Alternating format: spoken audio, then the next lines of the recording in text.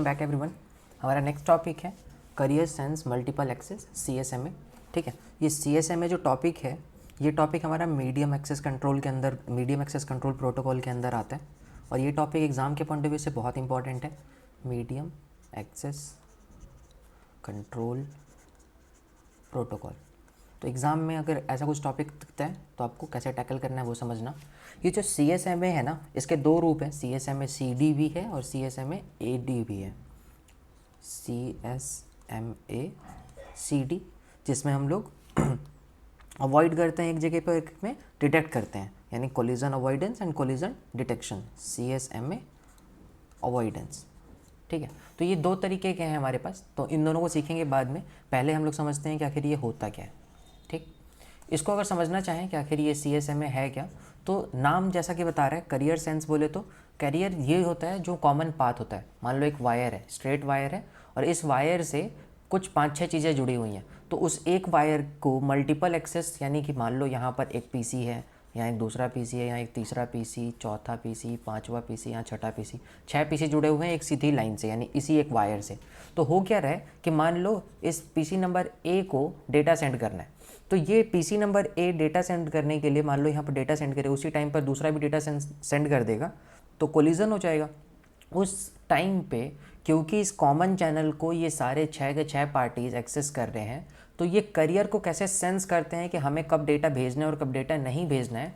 This is all about carrier sense multiple access. तो carrier को, यानी कि इस कॉमन पाथ को, कॉमन चैनल को सेंस करना कि वो कब फ्री है, ताकि कोई भी अपना डेटा सेंड कर सकता है इस चैनल के ऊपर, वो चीज़ हम इसके अंदर पढ़ते हैं। तो हमारे पास career sense multiple access 3 type के हैं। ठीक है, इसके अंदर 3 ऐसे पॉसिबिलिटीज़ हैं। सबसे पहला आता है 1 परसिस्टेंट, नेक्स्ट होता है 0 persistent, and the last one is P persistent.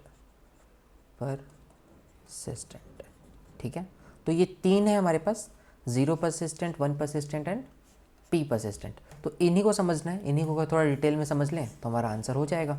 ठीक, चलो समझते हैं। 1 परसिस्टेंट जो है ये कहता है कि हमारे पास ये रहा, मान लो ये हमारे पास एक एक्सेस कॉमन चैनल आया, इसको कुछ 4 PCs एक्सेस कर रहे हैं। तो हुआ क्या, मान लो PC A को डेटा भेजना है, तो ये क्या करेगा ना कि इस कॉमन चैनल को बार बार चेक करेगा, इसको चेक करेगा कहीं ये खाली है कि नहीं है, कहीं इस पर कोई डेटा ऐसे तो नहीं ट्रैवल कर रहा। तो इसमें ना एक कॉमन डाउट ये आता है ज़्यादातर ऐसे स्टूडेंट्स को ये रीड करते हुए कि करियर सेंस बोले तो इस पूरे करियर को चेक करना है। ऐसा नहीं है। जैसे कि मैं अगर अपने दरवाजे के बाहर खड़ा हो जाऊं तो मैं सिर्फ ये देखना चाहता हूं कि मेरे घर के सामने उस टाइम पे कोई गाड़ी तो नहीं गुजर रही, ठीक मेरे घर के सामने। मैं पूरे गली को चेक नहीं करने वाला, पूरी कॉलोनी को जाके चेक नहीं करूंगा, मुझे सिर्फ अपने घर के सामने देखना है। यानी अगर A को डेटा सेंड करना है तो A सिर्फ अपने ही सामने इस पॉइंट पे चेक करेगा, कहीं इस जगह पे कोई डेटा तो नहीं है, अभी इस जगह से कोई डेटा तो नहीं गुजर रहा। अगर यहाँ से कोई डेटा गुजर रहा होगा तो ये अबॉर्ट कर देगा अपने परमिशन को और वेट करेगा कि अभी चैनल फ्री नहीं है, अभी हम लोग नहीं भेज सकते हमारा डेटा, नहीं तो कोलिजन हो जाएगा। तो ये क्या कर रहा है, वेट कर रहा है उस टाइम तक जब तक ये ख़त्म नहीं हो जाता। तो अब सवाल आता है ये 1 परसिस्टेंट 0 परसिस्टेंट का क्या मतलब हुआ, P परसिस्टेंट का क्या मतलब हुआ।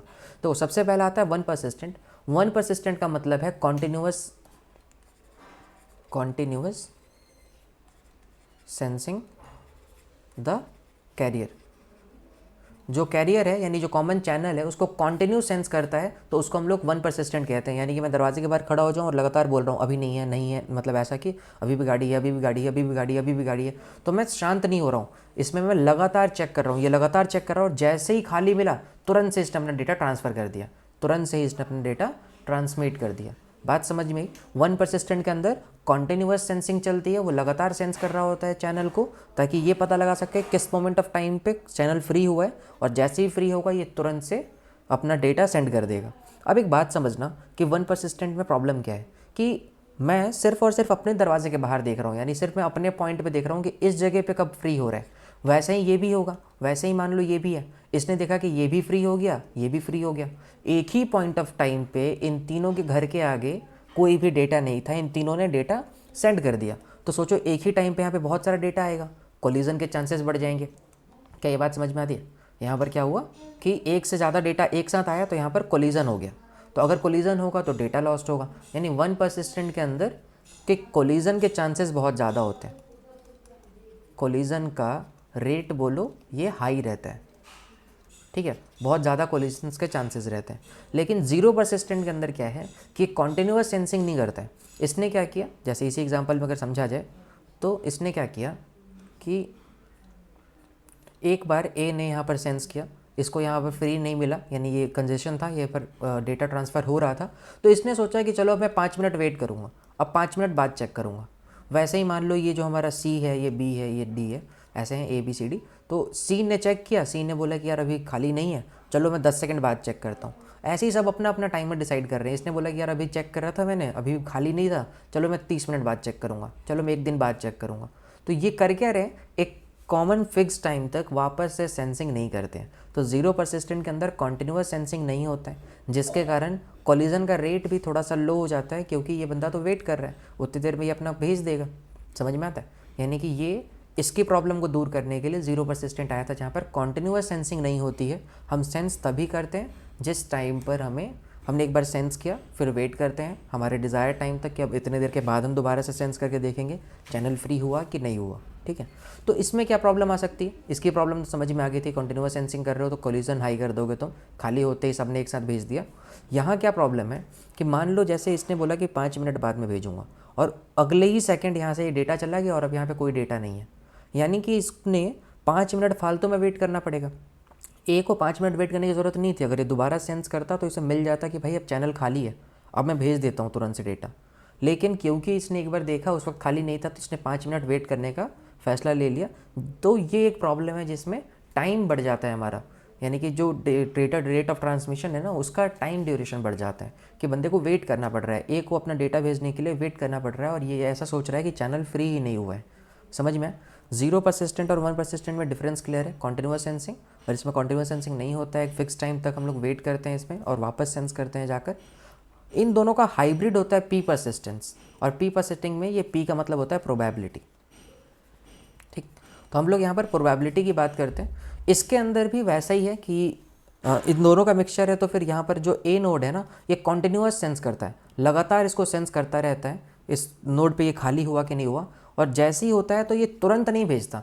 इन दोनों के अंदर क्या हो रहा था कि जैसे ही उसे खाली मिल रहा था वो तुरंत भेज दे रहा था, ध्यान होगा। जैसे ही इसने सेंस किया, इसे सेंस करते ही मिला कि चैनल खाली है, इसने तुरंत से भेज दिया। यहाँ पर भी वही हुआ था, सेंस किया, अगर खाली नहीं मिला तो वेट कर रहा था, और खाली मिला तो तुरंत से भेज दिया इसने।